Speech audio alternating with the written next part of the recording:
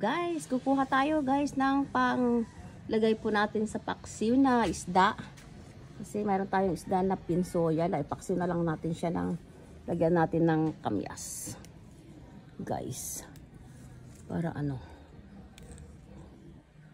Ano natin yung malalaki. Tapos kanina guys, nagkuha na ako ng talong dun sa taniman sa ba guys. Dun. Sa taniman po dun sa kabila.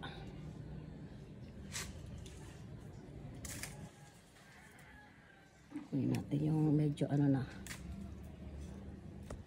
malalaki.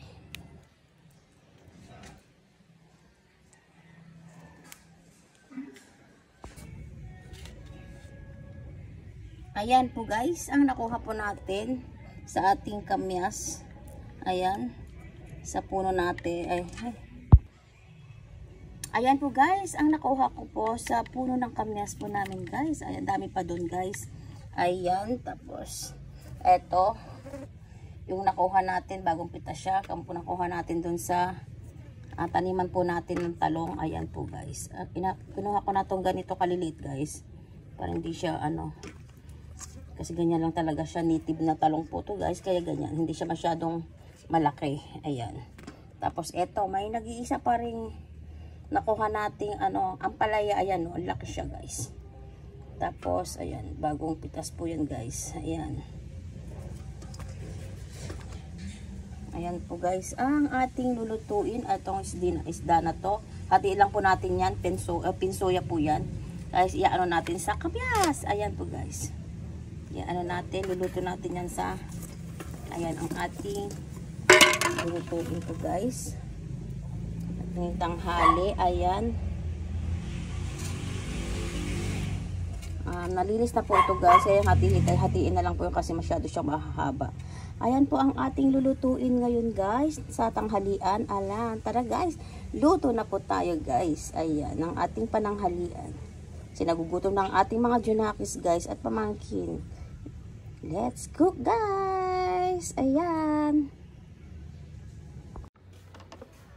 Wala siyang damage. Sige, gaganda siya no. Wala pa akong nahahati na ay sira. Ayan siya guys.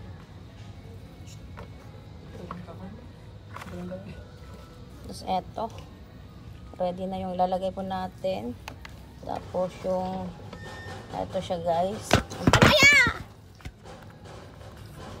Yung natin, ang palaya na nakuha din po natin doon sa ating taniman guys. Ay, yung ganda-ganda ng mga nakuha po natin doon. Wala siyang mga kasira-sira guys. Tapos ready to serve na po ang ating gagawing guys, pananghalian. Ayan. Tara guys, luto na po tayo.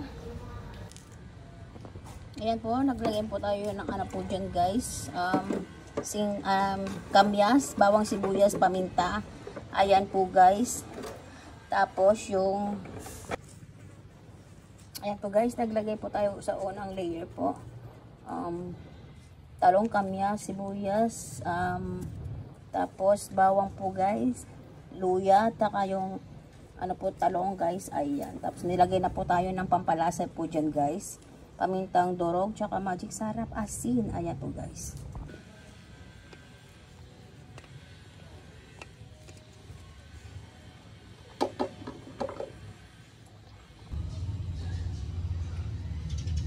Ayan na po guys, ang ating lulutuin. Ayan po guys, sasalang na po natin yan guys. Ayan. Ayan po. Ayan po guys, paksiw na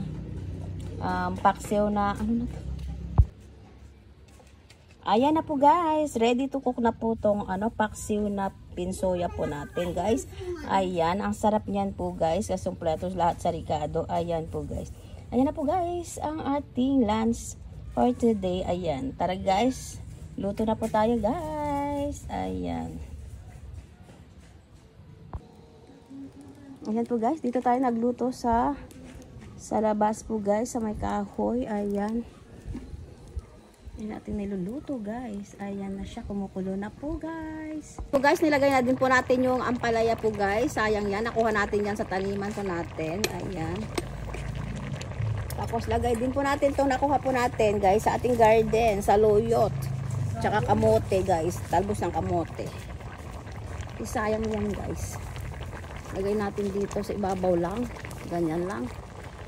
Sayang naman yan, sarap yan guys. O yan.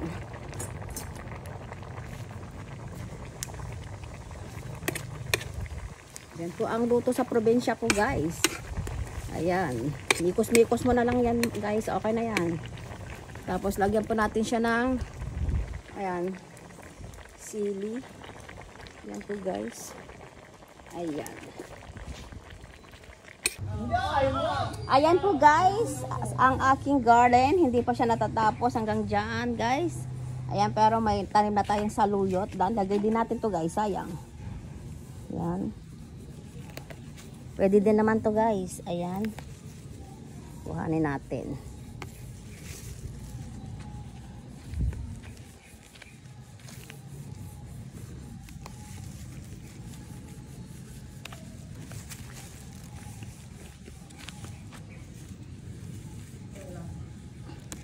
Ating garden, mini garden guys. Ayan. Tapos ito yung ano natin. Anong pangalan na to? Ayan. Kamote. Talbos ng kamote guys. Ayan, kuha tayo. Talbos ng kamote. Ayan, okay na itong talbos ng kamote natin. Ayan siya guys. Para lalo siyang magtalbos po guys. Ayan.